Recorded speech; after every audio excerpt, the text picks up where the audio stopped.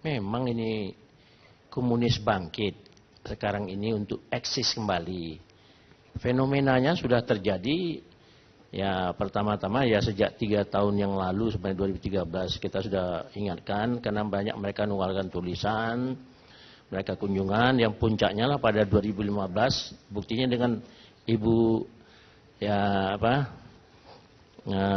Nur Sabani Kaca Sungkana yang tadi juga menyatakan ya kok hantu PK itu bangkit-bangkitkan. Bukannya hantu PK dibangkit-bangkit, memang bangkit saya lihat kok. Nah, satu fakta yang terakhir ini Al-Quran dirobek di mana di pesantren di daerah Garut, di Ambon, dipijak-pijak. Itu cirinya mereka seperti Kanigoro 65, PI itu sedang ngaji di masjid, ya masjid dipijak, Qurannya dibakar, dan pesantren-pesantren yang 65 juga diserang, 48 juga sama, itu kasusnya kita melihat. Jadi bukan hantu yang hantunya dibangkit-bangkit, betul-betul hantunya datang. Nah itu persoalannya. Bu Nur Sabani itu, kemudian itu tidak konsep mengenai masalah ya memberangus buku-buku ya toh. Karena ada undang-undangnya. Kalau mungkin memberangus, tapi kalau undang-undangnya belum dicabut, ya pakailah pendekatan-pendekatan hukum. Jangan pula hukum ini nggak benar. Pandangan Ibu Nur Sabani, pandangan dari kontras siapa tadi itu ya. Kemudian juga ahli hukum juga kelihatan juga nggak setuju bahwa undang-undang ini nggak pas suasana sekarang, itu suasana dulu. Tapi undang itu berlaku sampai sekarang. Jadi kalau kepolisian sama TNI itu melakukan gerakan bukan karena fobia. Tapi TNI takut nanti dikatakan bahwa TNI nanti kalau membiarkan termasuk kena hukum juga. Karena ada bangkit ini ya disampaikanlah, serahkan ke polisi yang memproses apakah benar atau tidak. Ya, jadi hal ini Ibu Nur Sabani karena juga membela dengan pergi ke Belanda, membela PKI, membela orang-orang yang tertindas, ya toh, udah kelihatan. Ya. Penindasan politik katanya, kalau hukum dijalankan katanya penindasan politik, penindasan hukum. Ya, kita menjalankan hukum katanya penindasan hukum. Gimana Nur Sabani pandangannya kayak begini? Jadi kalau kita menjalankan hukum, penindasan hukum. Ya. Jadi kalau dia bangkit lagi, bukan hantunya bangkit, tapi kenyataan. Ini fakta hari ini loh. Buku historika, majalah historika, di situ ada Jeffrey Giovanni, di situ ada Asfi Warman Adam, anak-anak muda semua ini, dokter semua itu, historika setiap 2 bulan itu terbitnya. Itu menjelaskan bagaimana gagahnya PKI berjuang untuk kemerdekaan. Kapan dia berjuang untuk kemerdekaan PKI? Enggak ikut membuat undang-undang dasar ini. Oh, merebut kekuasaan memang sudah benar. Jadi kalau kata Pak Profesor Salim Said, aduh alangkah naifnya, orang sudah pergi pula itu orangnya sudah membela-bela PKI, malah dia pergi. You know? Jadi nggak ada lagi hantu PKI ini katanya.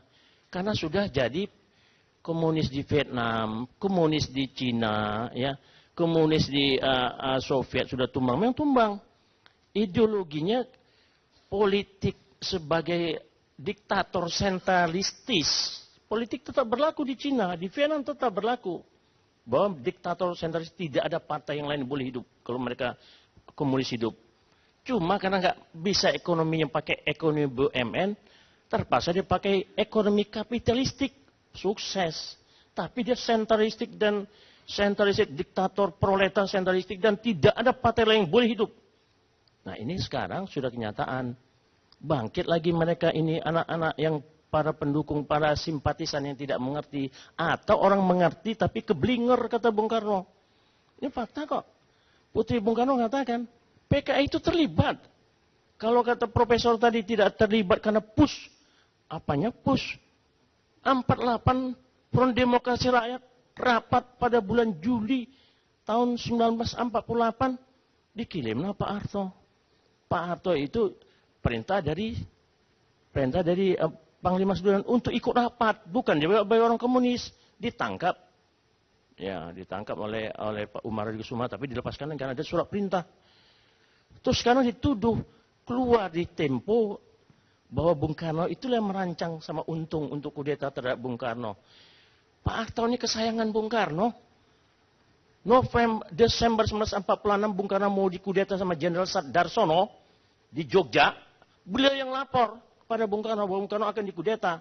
Darsono ditangkap karena laporan Bung Karno, Pak Harto. Kemudian tahun 65 Pak Harto lagi karena Bung Karno mau diseret-seret ke pengadilan dinyatakan salah oleh massa. Pak Harto lagi yang membela, tidak ada mikul dur mendem jero. Bukan jero mendem jero. Kita hormati Bung Karno. Lagi-lagi Pak Harto menyelamatkan. Kok ada tuduhan di majalah Tempo yang baru-baru ini. Semua dirancang Pak Harto untuk kudeta terhadap oleh Pak Harto terhadap Bung Karno.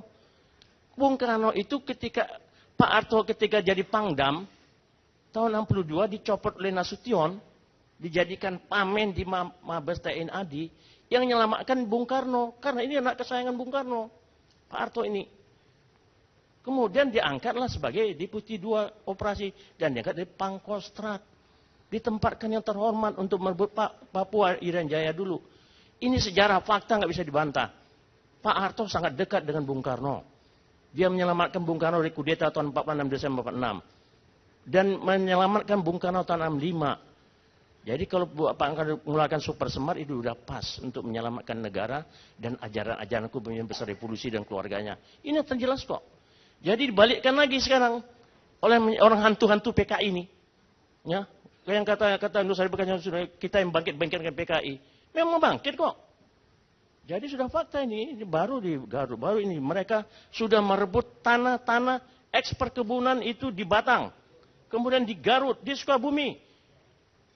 Itu mereka rebut sama Barisan Tani, pimpinan siapa situ? Budiman Sujatmiko. Ini udah fakta kok. Dan sudah menjelek-jelekkan kita, sudah mau adu domba kita. Sudah menuntut mereka tidak salah. 65, yang salah itu adalah NU, Muhammadiyah, jenderal-jenderal yang kami korban. Kita juga korban 48, 65 awal sebelum 65 dan awal 65 kita diserang, dibunuh, ditanam. Bongkar juga nanti yang ditanam di Sukabumi, di Banyuwangi, anak NU 62 orang.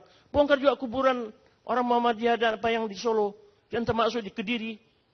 Kan mereka yang memulai. Kau memulai dan kamu mengakhiri.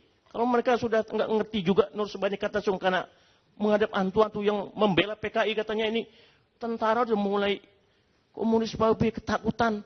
Undang-undang. Jadi kalian harus ngerti undang-undang ini. Ini kenyataan sudah mau. Kalau kalian juga nanti mau buat begini, ya terjadi konflik sosial.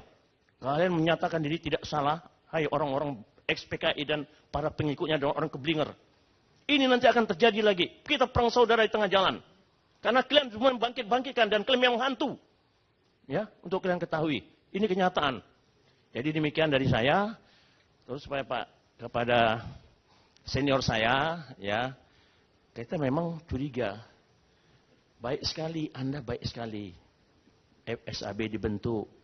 Tapi untuk rekonsiliasi DETI, PRRI, Permesta, komunisme dan termasuk para anak para pahlawan revolusi dipimpin oleh Anda bagus. Tapi ini dimanfaatkan kesempatan untuk eksis kembali oleh orang-orang mereka yang sudah keturunan mereka. Ini faktanya. Simposium juga dicurigai mereka di dalam itu. Saya ada masih di Filipina. Saya mendengar dan saya baca itu di YouTube acaranya itu.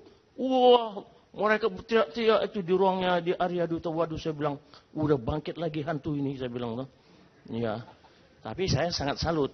Cuma sayang ini yang saat sekarang ini yang bisa eksis hanya Polri sama TNI. TNI punya tugas, memang tugas di samping tugas yang tidak selain tugas pokoknya, memang presiden.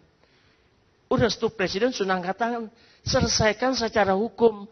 Nah, presiden kan sudah selesaikan secara hukum, sudah diselesaikan oleh TNI. TNI hanya bisa menyampaikan, melaporkan, sampaikan ke Polri. Polri proses. Kalau dianggap ini melanggar asasi manusia, terus yang kalian perbuat sekarang ini apa nggak melanggar asasi manusia? Lah itu, jadi itu Pak. Tapi sayang kita masih butuh Koter. Koter Babinsa itu terbentuknya ketika mulai terjadi PRRI Permesta. Terbentuknya Pusat Teritorial dan Perlawanan Rakyat, Kodam itu. Kemudian sampai tingkat Korem, sampai tingkat Kodim, kemudian pusat urusan perlawanan rakyat, peperangan dan melawan rakyat. Di bawahnya ada Babinsa, mata dan telinganya TNI untuk mengatur keadaan kekacauan. Ideologi, politik, ekonomi, sosial, budaya, pertahanan, geografi, demografi itu dipantau oleh tingkat Babinsa, lapor ke Kodim, lapor ke tingkat kecamatan, ya, ke Kodim, ke Korem, ke Kodam, dianalisis segala yang terjadi, kejadian 65, inilah matanya, telinganya dari aparat keamanan. Oh, di situ ada terjadi pembantaian. Oh, di situ terjadi komunis bergerak. Oh, di situ lapor. Jadi masih kita butuhkan. Jadi kalau pandangan atau senior saya yang terhormat, abang saya, pandangan mau hapuskan Babinsa sampai tingkat Kodim hanya ada tingkat Korem, sudahlah, jangan kita pikirkan lagi. Biarkanlah mereka ini matanya, karena negara ini belum stabil. Kalau negara kita masih development country, bukan underdeveloped development country, belum stabilisasi country. Kalau sudah stabil kita, sudah tahu kita berpikir mana buruk dan yang tidak baik, dan mana yang benar tidak benar, bangsa ini, barulah kita bubarkan Koter. Ya, sampai tingkat cukup Panglima Divisi, kemudian Pangkostrat, semua siap tempur. Kalau negara stabil, negara nggak stabil. Sampai berapa tahun saya kira tidak stabil, 20 tahun, 30 tahun akan datang. Karena ada pertentangan ideologi. Komunis katanya tidak berbahaya. Untuk luar, udah habis yang itu. Tapi PKI komunisnya masih ada. Dan PKI di Indonesia masih berbahaya. Itulah pandangan saya. Terima kasih. Baik. Assalamualaikum warahmatullahi wabarakatuh. Sekarang Pak Jenderal Agus. Memang itu masukan yang bagus sekali. Saya mendapatkan satu hal secara tidak sengaja, manfaat dari simposium secara konkret. Di Taman Ismail Marzuki ada paparan oleh anak muda, anak-anak yang tidak mengalami peristiwa 65 dalam media sosial yang namanya Ingat 65. Ada empat setelah mereka paparan, tanya jawab, empat-empatnya itu sama mengatakan bahwa peristiwa, kalau mereka mengatakan peristiwa 65, itu adalah sejak Oktober 65 ke sini. Sebelum 65, blank. Kedua, apa sebabnya peristiwa 65 ke sini? Semua menyalahkan Orde Baru. Semua ingat sekali bahwa setiap tahun tanggal 1 Oktober di TV itu ada film. Yang G30 ya. Nah, dan waktu itu mereka mengatakan sekarang kita sudah bisa berbicara secara bebas, di mana di masa lalu ketika Orde Baru kita tidak bisa bicara sebebas ini. Itu adalah kenyataan. Nanti coba pulang dari sini, bapak-bapak yang baby boomers generation, Pak, seperti saya yang sudah punya anak. Kalau yang generasi X, Y kan belum punya ya, Pak ya. Tanyakan kepada anaknya masing-masing.